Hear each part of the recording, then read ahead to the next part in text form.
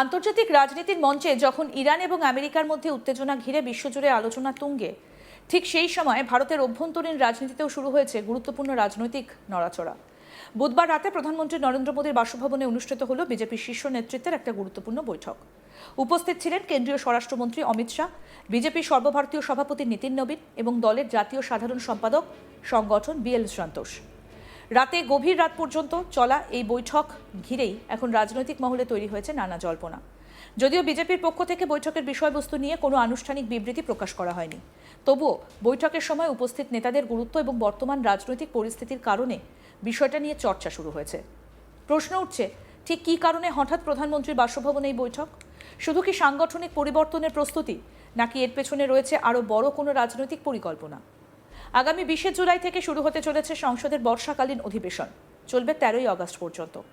সংসদের এই অধিবেশন রাজনৈতিকভাবে অত্যন্ত গুরুত্বপূর্ণ হতে চলেছে, কারণ একদিকে বিরোধীরা বিভিন্ন ইস্যুতে সরকারকে ঘিরে ধরার প্রস্তুতি নিচ্ছে, অন্যদিকে সরকারও নিজেদের অবস্থান শক্ত করার পরিকল্পনা করছে।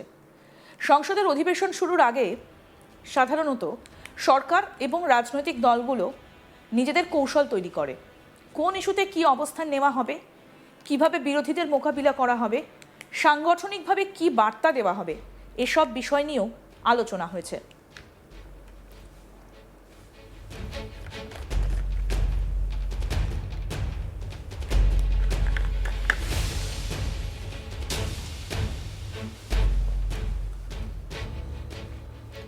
এই পরিস্থিতিতে প্রধানমন্ত্রী নরেন্দ্র মোদীর সঙ্গে বিজেপির শীর্ষ নেতাদের বৈঠককে স্বাভাবিকভাবেই গুরুত্বপূর্ণ বলে মনে করছে রাজনৈতিক মহল।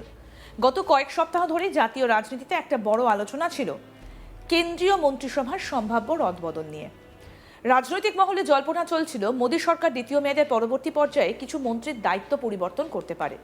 শুধু তাই নয়, কয়েকটা গুরুত্বপূর্ণ রাজ্য থেকে নতুন মুখকে কেন্দ্রীয় মন্ত্রিসভায় জায়গা দেওয়া হতে পারে বলেও আলোচনা চলছিল।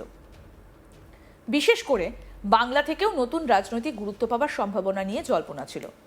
তবে সূত্রের দাবি, আপাতত কেন্দ্রীয় মন্ত্রিসভায় কোনো বড় পরিবর্তনের পরিকল্পনা নেই। বিজেপির নজর এখন সংগঠনকে আরও শক্তিশালী করার দিকে। এর পেছনে রয়েছে সংসদের বর্ষাকালীন অধিবেশনের বাস্তব কারণও।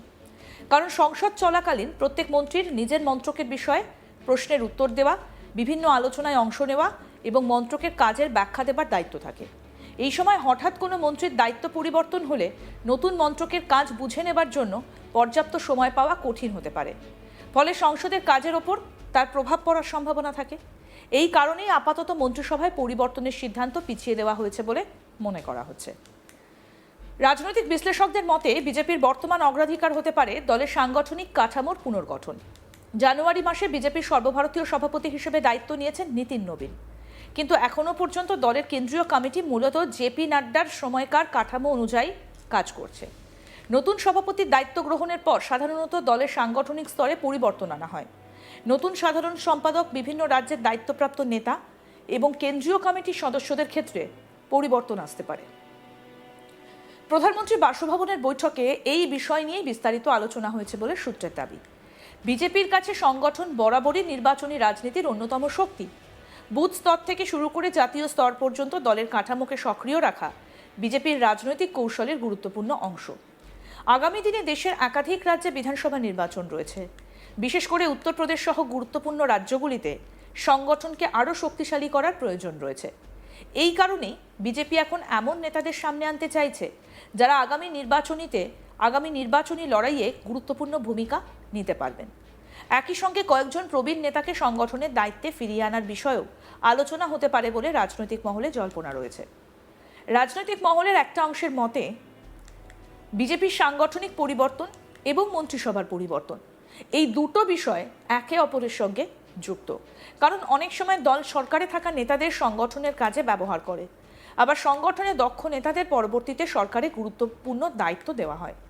তাই এখন যদি সাংগঠনিক রদবদল হয়, তার প্রভাব ভবিষ্যতে কেন্দ্রীয় মন্ত্রিসভার ওপরও পড়তে পারে। অর্থাৎ আপাতত মন্ত্রিসভায় কোনো পরিবর্তন না হলে রাজনৈতিক পুনর্বিন্যাসের প্রক্রিয়া শুরু হয়ে যেতে পারে সংগঠনের ভেতর থেকেই।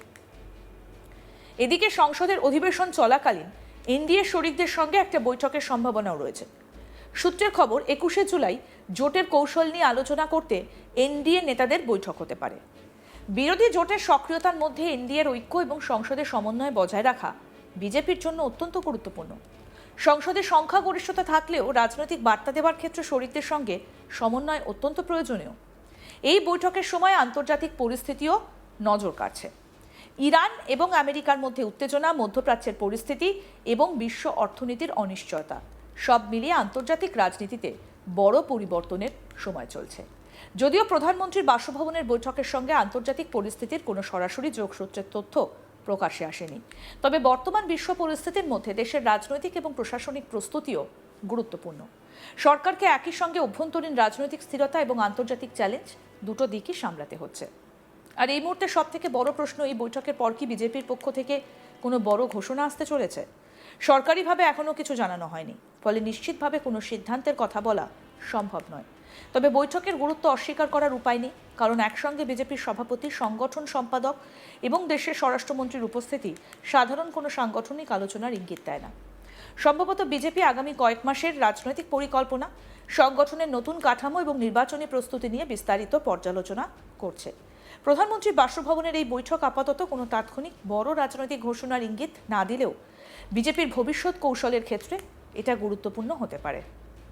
মন্ত্রিসভার পরিবর্তন আপাতত না হলেও সংগঠনে বড় ধরনের পরিবর্তনের সম্ভাবনা রয়েছে, আর সেই পরিবর্তনের ওপরই নির্ভর করতে পারে আগামী দিনে বিজেপির রাজনৈতিক রূপরেখা। সংসদের বর্ষাকালীন অধিবেশন, আসন্ন বিধানসভা নির্বাচন এবং জাতীয় রাজনীতির পরিবর্তিত পরিস্থিতির মধ্যে বিজেপির এই সাংগঠনিক প্রস্তুতি নিঃসন্দেহে রাজনৈতিক মহলের নজরে থাকবে।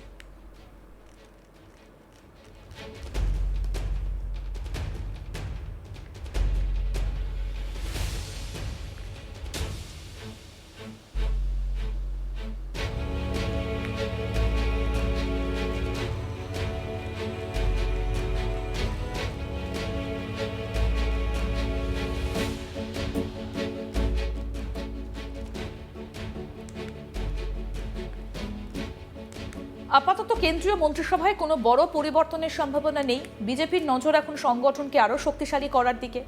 এর পেছনে সংসদের বর্ষাকালীন অধিবেশনের বাস্তব কারণও রয়েছে, কারণ সংসদ চলাকালীন প্রত্যেক মন্ত্রীর নিজের মন্ত্রকের বিষয়ে প্রশ্নের উত্তর দেওয়া, বিভিন্ন আলোচনায় অংশ নেওয়া এবং মন্ত্রকের কাজের ব্যাখ্যা দেবার দায়িত্ব থাকে। এই সময় হঠাৎ কোনো মন্ত্রীর দায়িত্ব পরিবর্তন হলে নতুন মন্ত্রকের কাজ বুঝে নেবার জন্য পর্যাপ্ত সময় পাওয়া কঠিন হতে পারে, ফলে সংসদের কাজের ওপর তার প্রভাব পড়ার সম্ভাবনা থাকে। এই কারণেই আপাতত মন্ত্রিসভায় পরিবর্তনের সিদ্ধান্ত পিছিয়ে দেওয়া হয়েছে বলে মনে করা হচ্ছে।